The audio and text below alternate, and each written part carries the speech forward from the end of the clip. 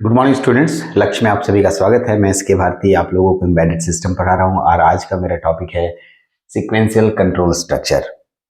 इसके पहले हम लोगों ने control structure in embedded C start किया था। उसमें एक लेक्चर आपने देखा, 3 तरह के कंट्रोल स्ट्रक्चर आपने देखे। तीनों का नाम एक बार हम लोग दोबारा सुन लेते हैं, समझ लेते हैं। तीनों का फोटो भी हम लोगों ने देखा था अच्छे से। एक का नाम था सीक्वेंशियल कंट्रोल स्ट्रक्चर, एक का नाम था सिलेक्शन कंट्रोल स्ट्रक्चर जिसे हम लोग ब्रांचिंग भी कहते हैं, और एक का नाम है रिपीटिशन कंट्रोल स्ट्रक्चर जिसे लूप या इटरेशन भी कहते हैं। तो अब तीनों पे हम लोग एक एक करके फोकस करते हैं। तीनों का मतलब क्या होता है, तीनों से रिलेटेड प्रोग्रामिंग कैसे करेंगे, तीनों से रिलेटेड एग्जांपल्स कैसे देखेंगे। ये बहुत ही इंपॉर्टेंट है प्रोग्रामिंग पॉइंट ऑफ व्यू से। इसको समझने से पहले आप लोगों को बहुत अच्छे से ऑपरेटर की जानकारी होनी चाहिए। खासकर जब मैं प्रोग्रामिंग लिखूंगा उस समय आपको ऑपरेटर की जानकारी काफी हद तक होनी चाहिए। ऑपरेटर्स नहीं होंगे तो मैं आपको बहुत ज़्यादा मदद नहीं कर पाऊंगा, क्योंकि मैं डायरेक्टली उन ऑपरेटरों का यूज़ करूंगा जो लॉजिकल ऑपरेटर या बिट ऑपरेटर या फिर अर्थमेटिक ऑपरेटर्स। ठीक है, इन सब ऑपरेटर्स को मैंने पीछे बताया है आपको, उन ऑपरेटरों का डायरेक्टली यूज़ करूंगा। बाकी तो प्रोग्राम कैसे लिखते हैं उसके ढांचे को मैं बताऊंगा ही आपको। चलते हैं तो एक एक करके। हम लोगों ने पिछले लेक्चर्स में यहाँ तक तीनों के नाम सुने थे, सीक्वेंशियल, सिलेक्शन और रिपीटिशन। अब आते हैं, हम लोग का आज का टॉपिक है, इसका नाम है sequential control structure. Sequential control structure. यदि मैं सीक्वेंशियल की बात करूं, सीक्वेंशियल का मतलब होता है कोई भी चीज सीक्वेंस में होना, कोई भी चीज सीक्वेंस में होना। कहने का मतलब ये हुआ कि अगर आप कोई काम कर रहे हैं सिलसिलेवार और सीधा सीधा काम कर रहे हैं, सीधा बोलिए ना, सीधा सीधा काम कर रहे हैं, तो उसको सीक्वेंस बोलते हैं। इफ बट एल्स नहीं लगाना है। तुम्हारी भाषा में क्या बोलते तू लोग, अपनी भाषा में बोलते अरे सीधा सीधा बोलो ना, इफ बट एल्स काहे लगा रहे हो, ठीक है, गोल गोल काहे घुमा रहे हो, ऐसे तो लोग बात करते हो। तो ये जो चीजें आप बोलते हो ये प्रोग्राम में भी हम लोग लागू कर रहे हैं। अगर कोई चीजें सीधी सीधी हो रही हैं जिसमें इफ बट एल्स लूप कोई ऐसा कोई चीज नहीं लगा है, ऐसे प्रोग्राम स्ट्रक्चर को हम लोग सीक्वेंशियल कंट्रोल स्ट्रक्चर बोलते हैं। ठीक सर, एक दो एग्जाम्पल देते तो अच्छा लगता है। चलिए मैं पहले पढ़ता हूं इसके पॉइंट्स को, उसके बाद मैं एक एग्जाम्पल दूंगा जिससे आप अच्छे से समझ पाएंगे कि सीक्वेंशियल कंट्रोल स्ट्रक्चर है क्या। Sequential control structure is general and default mode of writing the sequence program. पहले इसको समझने की कोशिश करते हैं। किसी भी प्रोग्राम को लिखने का सीक्वेंस में सीक्वेंशियल स्ट्रक्चर जो आपके सामने दिख रहा है, क्या लिख रहा है, sequential control structure is general and default mode. General and default mode, कोई भी प्रोग्राम, एक साधारण प्रोग्राम लिखने के लिए सबसे पहले यही प्रोग्राम का प्रयोग करते हैं, सीक्वेंशियल मोड। जनरली सभी में सीक्वेंशियल मोड आता है, इसी से हम लोग का और भी मोड टूटता है, निकलता है। जैसे अभी जो मैंने बताया ब्रांचिंग मोड या लूप मोड, ठीक है, वो भी इसी से निकल के आता है। तो मैं क्या बोला, sequential control structure is general and default mode of writing the statement in program. एकदम सीक्वेंस जनरल मोड है। ठीक, this is case each line of a statement written in program code will execute sequentially। यहीं पर सबसे important word है कि इसमें जितने भी प्रोग्राम कोड लिखे रहते हैं वो एक के बाद दूसरे, दूसरे के बाद तीसरे, तीसरे के बाद चौथे, चौथे के बाद पांचवें, ऐसे एग्जीक्यूट होते चले जाएंगे। ठीक है, सीक्वेंस में एग्जीक्यूट होंगे और बीच में इधर उधर नहीं भटकेंगे। मतलब भटकेंगे नहीं कहने का मतलब कि इफ बट एल्स नहीं लगाएंगे, लूप नहीं लगाएंगे। वो सब भी आपको लूप नहीं समझ में आ रहा होगा कि लूप क्या बोल रहे हैं सर, इफ बट एल्स क्या बोल रहे हैं सर।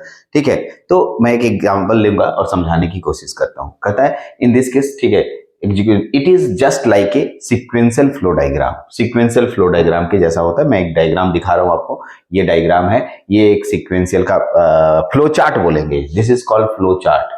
क्या बोलते हैं इसे, फ्लो चार्ट बोलते हैं। क्या बोलते हैं बाबू, फ्लो चार्ट कहा जाता है। ये flow chart of sequential control structure का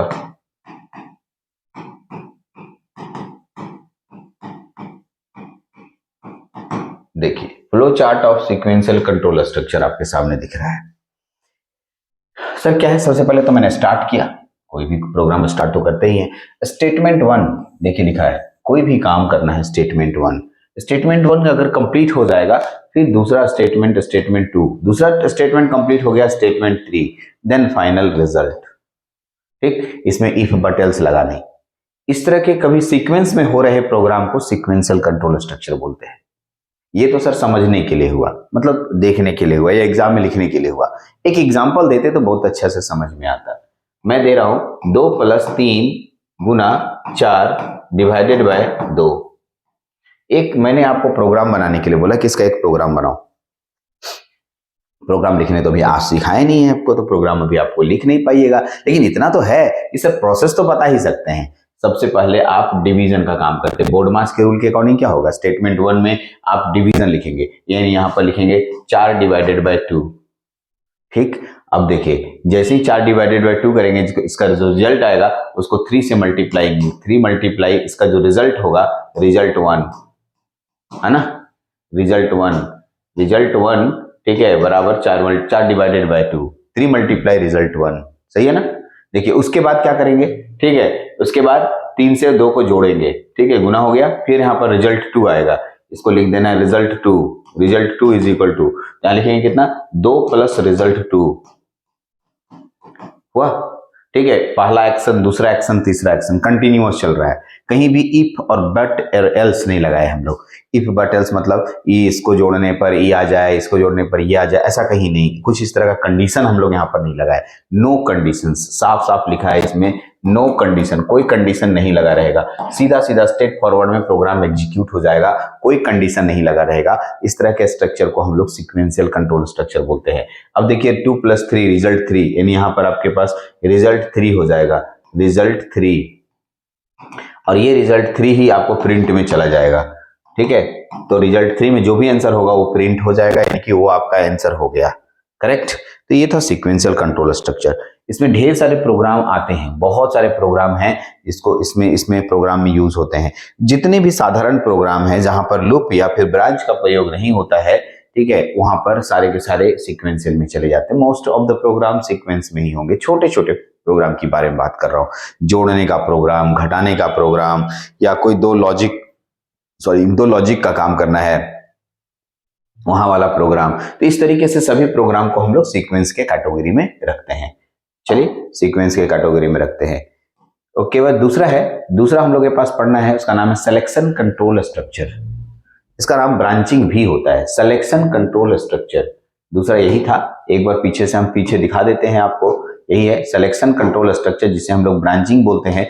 ब्रांचिंग में कंडीशन आता है, कंडीशन में ट्रू और फॉल्स के बारे में बात करेंगे। ठीक, चलिए कौन सा है ट्रू और फॉल्स में, ठीक है, इसका नाम है सिलेक्शन कंट्रोल स्ट्रक्चर।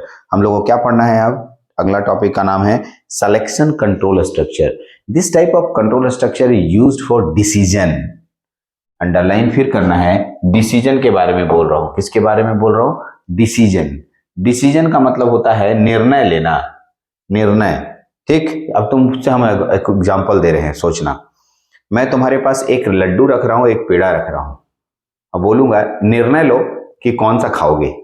अब कोई एक ही खाना है, निर्णय भी लेना है तुम। निर्णय का मतलब ये हुआ, ठीक है, आप दोनों में से कोई एक चूज करेंगे, आइदर। ठीक, तो तुम बोलो हम लड्डू खाएंगे, तो क्वेश्चन पूछा जाएगा क्यों लड्डू खाओगे और क्यों पेड़ा खाओगे। ठीक है, तो तुम बोलोगे कि सर यदि मैं लाल ड्रेस पहन के आता हूं तो लड्डू खाऊंगा, यदि मैं पीला ड्रेस पहन के आऊंगा तो पेड़ा खाऊंगा। दैट मीन्स कंडीशंस लग रहा है, कंडीशंस के साथ आपने पाथ को चेंज किया। यहीं पर इसी का नाम है सिलेक्शन कंट्रोल स्ट्रक्चर। क्या नाम है, selection control structure. Sir program देखिएगा तो और थोड़ा क्लियर होगा कि मैं बोलना क्या चाह रहा हूं। चलिए, this type of control structure is used to decision. Decision के लिए होता है branching the flow between two or more alternative. Branching माने शाखा निकालना, दो लोगों के बीच में शाखा निकालना। ठीक है, दो लोगों के बीच में शाखा निकालना। ठीक है, इसको कहते हैं हम लोग सिलेक्शन कंट्रोल स्ट्रक्चर। सर समझ नहीं पाए, एक दो एग्जांपल दे रहे हैं, देंगे, अभी बढ़िया बढ़िया प्रोग्राम है, प्रोग्राम करेंगे भी, इसमें प्रोग्राम है, दिखता भी है। आगे आइए, इफ, अंडरलाइन कीजिए, and if else statement are two-way branching statement where the switch is multi-branching statement.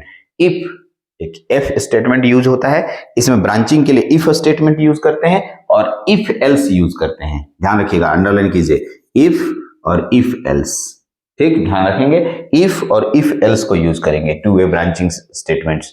ठीक है, whereas such is multi branching statement. Conditional statement are used, sorry मैं इसको हटा लेता हूं पहले। Conditional statement are used to make decision based on certain condition.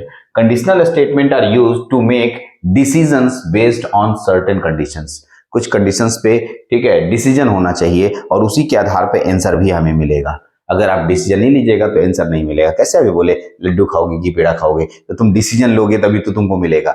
Yes, decision based. Most of the most commonly used conditions statement is in embedded C. Embedded C में most use होने वाले conditions हैं, एक का नाम है if और एक का नाम है इफ एल्स। इन दोनों का उपयोग बहुत ज्यादा एम्बेडेड सी में मैं करूंगा। मैं क्या, हर जगह यही दोनों यूज होता ही है एक कंडीशन के लिए, ठीक है। एम्बेडेड सी में कंडीशनल स्टेटमेंट के लिए हम लोग क्या यूज करेंगे, इफ स्टेटमेंट और इफ एल्स स्टेटमेंट, दोनों होगा इफ एल्स, ठीक है, याद रखिएगा इफ और इफ एल्स स्टेटमेंट। ये दो स्टेटमेंट से हम, ठीक है, सारा प्रोग्रामिंग करने वाले हैं और कंडीशनल स्टेटमेंट को हम यहाँ पर जनरेट भी करेंगे। समझाइए एक तो एग्जाम्पल देके, तो मैं एक एग्जाम्पल देके निकालता हूं, ठीक है। देखिए, मैं एक कमरा है, मैंने पिछले क्लास में इस एग्जाम्पल को दिया था। मेरे को अभी ठंडा लग रहा है, ठीक है, तो मैं एक अभी फैन खरीद के लाया हूं। लो फैन है, ठीक, और अभी ये कमरा है, घर समझ लेना, ठीक।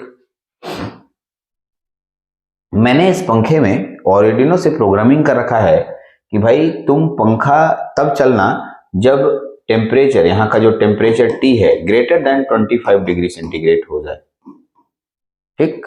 25 डिग्री सेंटीग्रेड टेम्परेचर के ऊपर चला गया तो पंखा चलने लगना, और 25 डिग्री सेंटीग्रेड से नीचे हो रहेगा तो पंखा मत चलना, ठीक। तो अभी देखो, मैंने एक सेंसर लगा दिया इसमें और ये सेंसर ऑर्डिनो में जा रहा है। मान लो कि जो भी टेम्परेचर आया वो इसमें आएगा, यानी वो इफ स्टेटमेंट यूज करेगा। If temperature is greater than reference value जो तुम लोगे, ठीक, रेफरेंस वैल्यू लगभग 25 डिग्री सेंटीग्रेड है, टेम्परेचर जो है 25 से बड़ा हो गया, ऑब्वियस सी बात है फैन ऑन हो जाएगा। उसके लिए ऑन स्विच हम लोग लगा देंगे, ठीक है, और ऑन स्विच में जाके ऑन हो जाएगा। प्रोग्रामिंग ऐसा किया हुआ है। यदि टेम्परेचर जो है लेस देन हो जाए, टेम्परेचर लेस देन रेफरेंस हो जाएगा, लेस देन रेफरेंस हो जाएगा, टेम्परेचर लेस देन रेफरेंस हो जाएगा, तो क्या हो जाएगा, टेम्परेचर ग्रेटर देन रेफरेंस हो जाएगा, टेम्परेचर लेस देन रेफरेंस हो जाएगा। टेम्परेचर ग्रेटर देन रेफरेंस और टेम्परेचर लेस देन रेफरेंस में आपका फैन ऑफ हो जाएगा, फैन ऑफ हो जाएगा। ग्रेटर देन रेफरेंस में आपका, ठीक है, फैन ऑन हो जाएगा। तो यहां पर इफ लगा रहे हैं, इफ यदि आपका कमरा का तापक्रम, यही ना कहोगे, अभी तो जो देखोगे सिचुएशंस के अकॉर्डिंग बोलोगे, लेकिन हम प्रोग्रामिंग करेंगे तो हर वो कंडीशन जो आगे का और पीछे का दोनों का देखना होगा। यदि मैं इस कमरे का तापक्रम 25 डिग्री सेंटीग्रेड से ऊपर रखना, आ गया, हो गया अपने आप, क्योंकि टेम्परेचर मेरे हाथ में नहीं है, तो मैं बोलूंगा फैन ऑन हो जाना और चलने लगना। तो ये इफ स्टेटमेंट कहलाता है। इफ एल्स स्टेटमेंट, इससे भी बात करते हैं हम लोग, एक एक करके इफ स्टेटमेंट को पहले देखते हैं। इफ स्टेटमेंट के पूरे डिटेल स्टडी कर लेते हैं, उसके बाद फिर इफ एल्स को देखेंगे और हम लोग और भी प्रोग्रामिंग से कहेंगे। अभी तो हम लोग ऊपर ऊपर पढ़ रहे हैं, ऊपर ऊपर का मतलब इफ के बारे में जानकारी लेंगे, प्रोग्रामिंग पे भी आया नहीं है और प्रोग्रामिंग करे किया नहीं है। तो आइए हम लोग थोड़ा थोड़ा प्रोग्रामिंग पे चलते हैं। देखिए इफ स्टेटमेंट, इसमें क्या कंडीशनल स्टेटमेंट ही चल रहा है, अभी इफ नहीं आया है, इफ अब आएंगे। देखिए स्टार्ट किया, स्टेटमेंट 1 एक्शन, इफ कंडीशन, इसमें कंडीशन लगा रहे हो। कंडीशन अगर ट्रू हुआ तो इस रास्ते से होकर के स्टेटमेंट नंबर 4 को डायरेक्टली और इंड कर देगा, ठीक। यदि कंडीशन गलत हुआ, जो तुम्हारे इफ कंडीशन है वो गलत हुआ, ठीक है, ट्रू सॉरी फॉल्स, एक साइड फॉल्स होगा एक साइड ट्रू होगा, तो ये स्टेटमेंट नंबर 3 को जनरेट करेगा और 4 के पास पहुंचेगा। यानी 1 के बाद 2 पे जाने के लिए ट्रू होना जरूरी है, 1 के बाद 3 पे जाने के लिए आपका फॉल्स होना जरूरी है, और दोनों स्टेट नंबर 4 को लेते हुए इंड कर देगा, ठीक। तो इस तरीके से ट्रू एंड फॉल्स का दोनों ट्रू नहीं लिखा हुआ है, ध्यान रखिएगा। अगर आप ऐसा लिख रहे हैं तो गलत कर दिया, यहाँ पर प्रिंटिंग मिस्टेक है, थोड़ा सा इसको ठीक कर लीजिएगा। यहाँ पर फॉल्स कर लीजिएगा, इधर वाला को लिख दीजिएगा फॉल्स, ठीक है। अपने से नोट्स कॉपी में चेंज कर लीजिएगा, फॉल्स लिखा है, ठीक है। तो एक ट्रू और फॉल्स कंडीशन पे काम करता है, ट्रू और फॉल्स कंडीशन, और ठीक है कंडीशंस बना दिया। देखिए सीक्वेंस में प्रोग्राम नहीं है, सीक्वेंस में प्रोग्राम नहीं, यहाँ से गया प्रोग्राम इधर होके इधर आ रहा है, यहाँ से गया प्रोग्राम, यहाँ से ऐसे होके इधर प्रोग्राम आ रहा है, यहाँ से इधर से प्रोग्राम होके इधर से आ रहा है। तो आप देख सकते हैं प्रोग्राम कैसे बन रहा है ना। ठीक है, आते हैं इफ स्टेटमेंट पे। हम लोग कौन सा स्टेटमेंट में जा रहे हैं? If statement. थोड़ा सा समझ लें ऐसे इफ स्टेटमेंट, ठीक है। वीडियोस कितने बड़ी हुई उसके अनुसार से इफ स्टेटमेंट में जाएंगे, नहीं लंबा जाएगा। तो इफ स्टेटमेंट और नेक्स्ट वीडियो में करेंगे हम लोग। 15 से 18 मिनट की वीडियोस से ऊपर नहीं ले जा रहा हूँ एम्बेडेड सी में, क्योंकि आपको धीरे धीरे समझना है और एक एक करके मैं, ठीक है, सारे में अच्छे से एक एक करके समझाने लगूंगा। अब हम लोग इफ स्टेटमेंट अगले क्लास में बात करेंगे, अगले वीडियो लेक्चर्स में, और इफ स्टेटमेंट से कैसे प्रोग्रामिंग लिखने का स्ट्रक्चर देंगे। उसमें हम कुछ क्वेश्चंस ऐसा बताएंगे जो आपके क्वेश्चंस होंगे, फ्लो चार्ट बताएंगे, एक दो क्वेश्चन पे करेंगे, ठीक है, उस पे रिलेटेड। और इफ एल्स भी पर समझेंगे, इफ एल्स भी प्रोग्राम कैसे लिखना है वो बताएंगे, इसका फ्लो चार्ट बताएंगे, इसे प्रोग्राम करेंगे। अब भी प्रोग्राम एग्जैक्ट कैसे लिखते हैं उसके लिए स्पेशल क्लास ही देंगे, ठीक है। अभी प्रोग्राम लिखने के लिए नहीं सिखा रहे हैं, अभी सिर्फ हम आपको उस तरह के प्रोग्राम में प्रॉब्लम जो इफ एल्स पे डिपेंड करता है वैसे प्रॉब्लम लेके आ रहे हैं, इसको समझना है। क्योंकि प्रोग्राम तब लिख पाइएगा जब आप प्रोग्राम को समझ पाइएगा। प्रोग्राम समझ पाइएगा तो लिख पाइएगा, समझ नहीं पाइएगा तो लिख नहीं पाइएगा। प्रोग्राम लिखना कोई बड़ी बात नहीं है, मैंने पिछले लेक्चर में कहा था प्रोग्राम लिखना कोई बड़ी बात नहीं है, लेकिन प्रोग्राम को समझना और उसका फ्लो चार्ट बनाना बहुत इंपॉर्टेंट है। इसलिए हम लोग पहले क्वेश्चंस को ज्यादा से ज्यादा प्रैक्टिस करेंगे, और फिर कैसे हम लोग प्रोग्राम लिखते हैं, इस तरीके का प्रोग्राम हम लोग कैसे लिखते हैं वो भी मैं आपको समझाऊंगा। तो चलते हैं, इस लेक्चर में इतना ही, नेक्स्ट लेक्चर में फिर से मिलेंगे। Thank you.